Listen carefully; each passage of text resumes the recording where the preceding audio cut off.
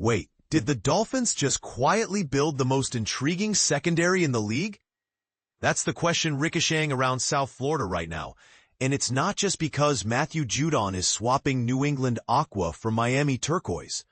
On the very same Tuesday the team rubber-stamped Judon's blockbuster deal, they slipped in another veteran signing that could prove just as pivotal. Former Minnesota Vikings cornerback Cameron Dantzler. But here's where it gets controversial. Most headlines will trumpet Judon's pass-rushing resume, and rightfully so.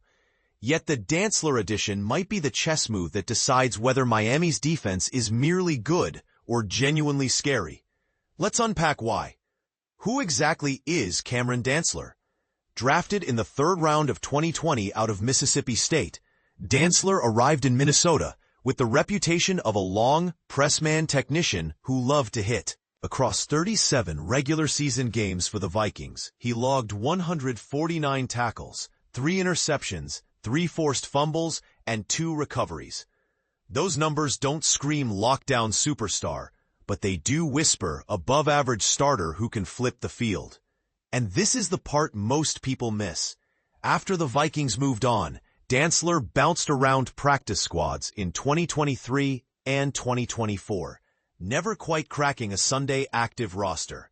His most recent stop? The UFL, a developmental spring league that most NFL fans treat like a rumor. Translation, he's been written off by the mainstream. The Dolphins, however, have a long history of turning written off into wreaking havoc. See Xavier Howard's 2020 rebound season.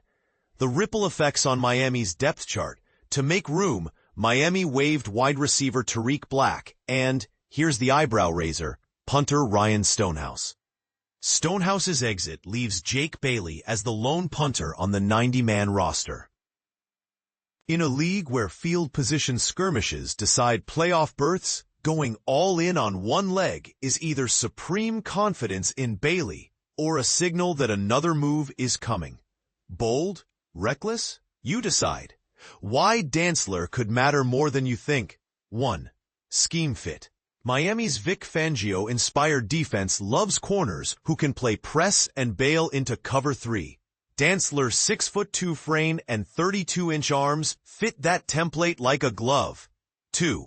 Competition catalyst. With Jalen Ramsey rehabbing and Kader Kohou entering a contract year, Dantzler isn't just depth.